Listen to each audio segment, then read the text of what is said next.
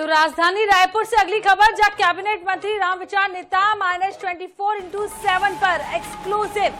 रामविचार नेताम का दीपक बैच को लेकर बड़ा बयान। उन्होंने कहा है कि कहीं चुनाव के बाद दीपक बैच बीजेपी में ना आ जाए।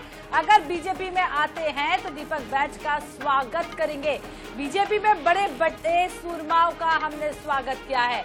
नगरीय निकाय चुनाव में कांग्रेस की दुर्गति होने जा रही है। चुनाव के बाद देखिए कौन कौन बीजेपी में आता है। तो बड़ा बयान रामविचार नेताम का दीपक बैच को लेकर सामने आया, जहां उन्होंने कहा है कि ऐसा ना हो कि अब दीपक बैच जो है वो भारतीय जनता पार्टी का हिस्सा हो जाए, और यदि वो पार्टी में आते हैं तो उनका स्वागत किया जाएगा।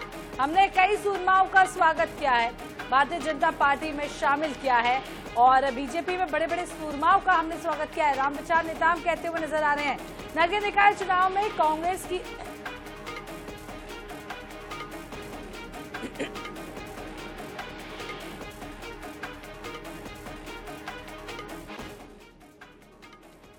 सेवन पर एक्सक्लूसिव ये बयान दिया है, और दीपक बैच को लेकर उन्होंने ये बयान दिया है। उन्होंने कहा है अगर बीजेपी में दीपक बैच आते हैं तो हम उनका स्वागत करेंगे।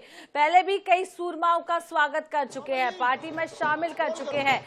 नगरीय निकाय चुनाव के दौरान उन्होंने कहा वैसे भी अब कांग्रेस की दुर्गति हो रही है, और देखना होगा कि चुनाव के बाद कौन कौन पार्टी में आता है। रामविचार नेताम जी रायपुर के प्रभारी भी, रायपुर में कितना विश्वास है और छत्तीसगढ़ में जीत का कितना विश्वास है?